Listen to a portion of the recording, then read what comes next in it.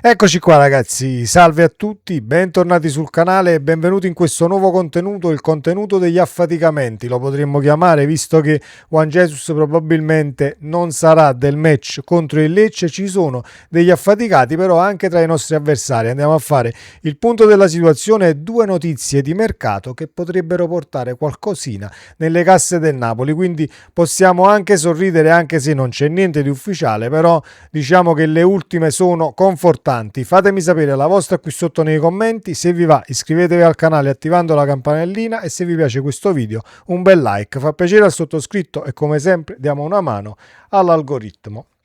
Detto questo, partiamo da ciò che ci interessa in primis, ovvero la situazione Juan Jesus. Il dubbio principale riguarda Juan Jesus per quanto ovviamente concerne la partita contro il Lecce. Da 2 giorni infatti il calciatore brasiliano lamenta un fastidio muscolare che non gli ha permesso di essere al meglio. Non una preoccupazione enorme per lo staff medico chiaramente, ma un affaticamento muscolare che potrebbe essere l'ennesima noia sulla strada per il Lecce. Partiva da favorito nella corsa alle maglie da titolari per la gara di sabato pomeriggio. Oggi però si capirà se a tutti gli effetti farà parte della squadra che partirà dal primo minuto contro i giallorossi al Maradona o se servirà un po' di attenzione in più vista anche tutte le mancanze della difesa, un reparto in emergenza ormai da diverse settimane che non può permettersi altre defezioni nelle ultime 10 partite.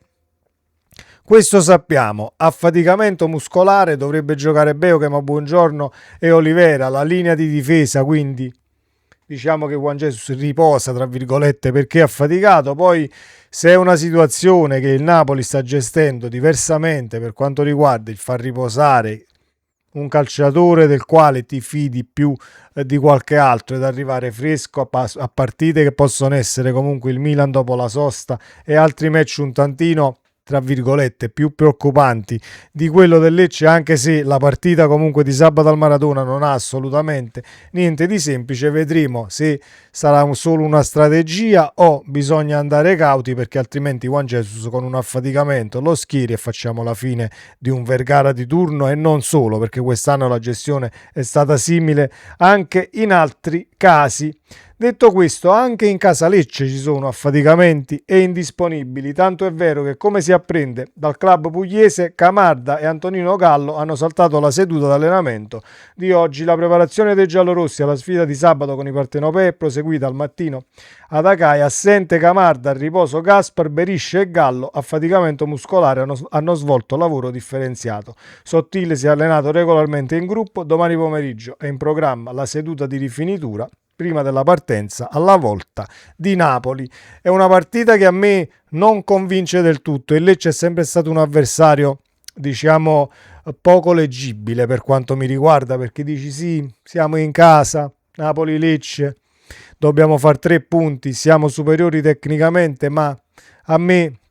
mette sempre un tantino in apprensione. Anche la partita di andata abbiamo faticato, come ricordiamo, un calcio di rigore parato da Milinkovic-Savic, però è un calcio di rigore dove Juan Jesus, e c'è scritto qui nel foglio ovviamente degli accadimenti di quest'anno e di questo campionato, Juan Jesus per me aveva il braccio in figura, quindi quel calcio di rigore è rivedibile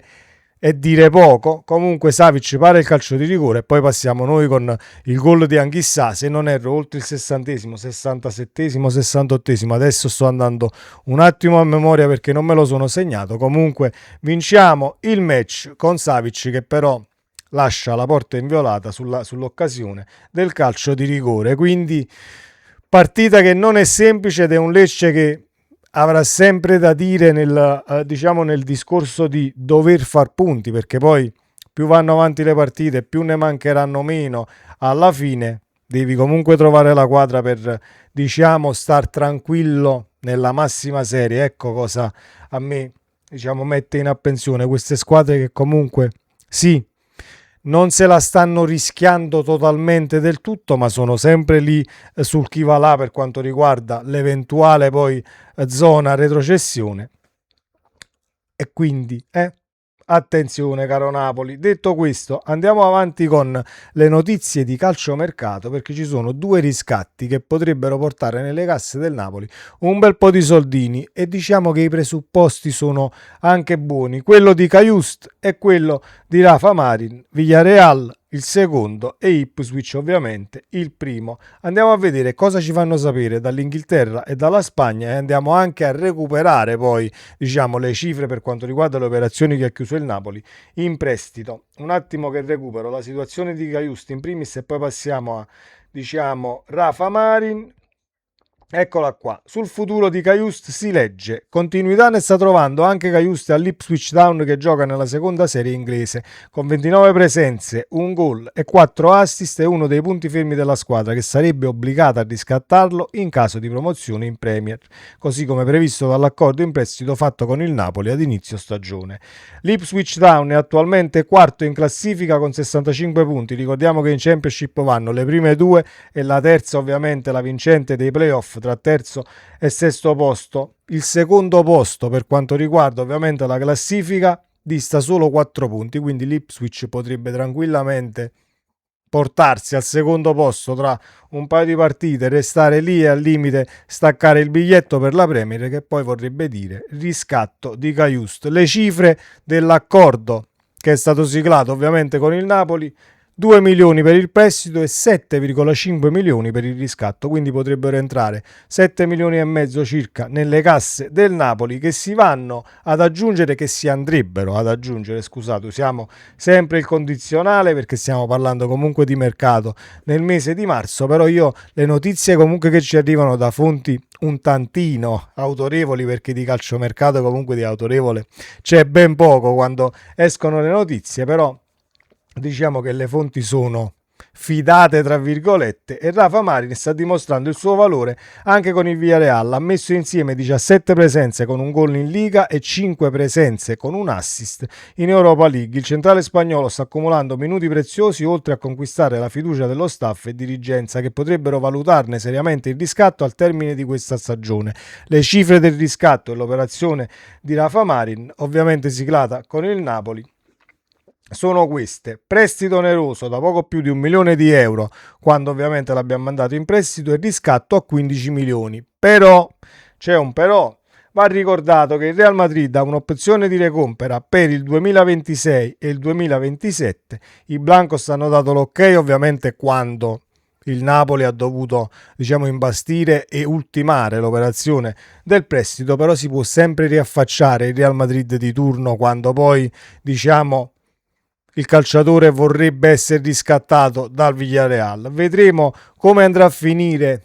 tra un paio di mesi, perché poi le operazioni che sono in prestito, man mano che passano i giorni, arriviamo alla fine dei campionati, si vanno comunque a delineare, soprattutto quei prestiti dove tu sai perfettamente che non ti tieni il calciatore, e quindi la notizia che poi torna a Napoli in questo caso un determinato giocatore arriva molto prima dell'apertura di mercato e delle situazioni poi quando si potrà ufficializzare una determinata operazione. Speriamo che ovviamente per il Lecce non ci siano più affaticamenti come quello di Juan Jesus, perché poi uno si affatica e l'altro si infortuna, andiamo sempre lì e siamo sempre a dire le stesse cose. Se ne perdiamo due e ne recuperiamo uno, siamo sempre lì a dover cercare di far quadrare il tutto. Però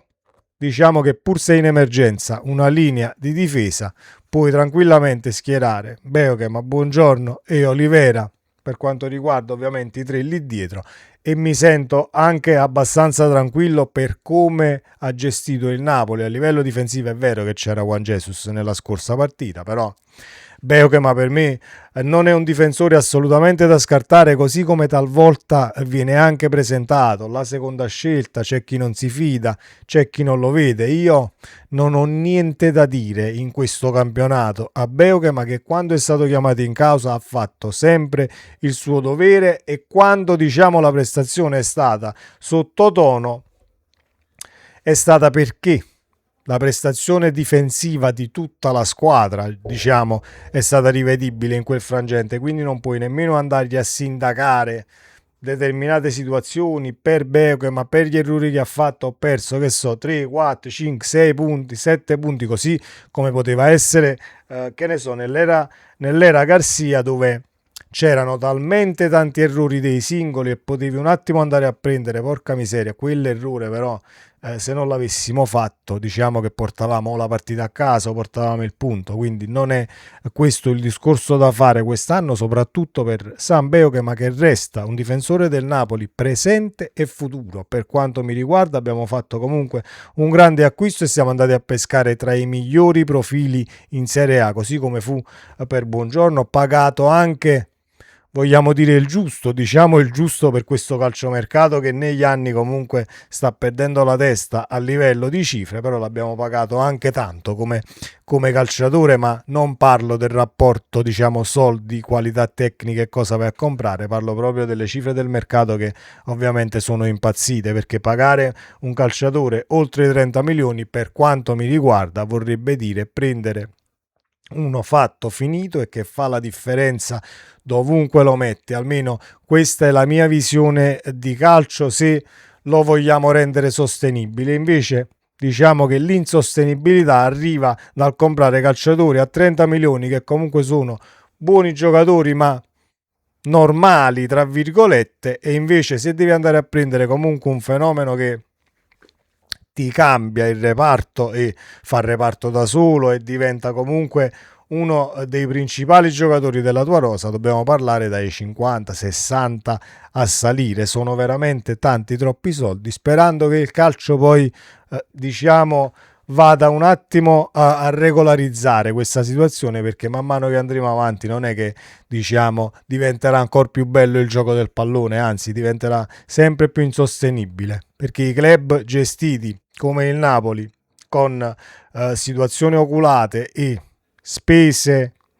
diciamo fatte ad hoc per non andare sottosopra ce ne sono veramente pochi. Sempre Forza Napoli, ci vediamo nel prossimo contenuto, ciao.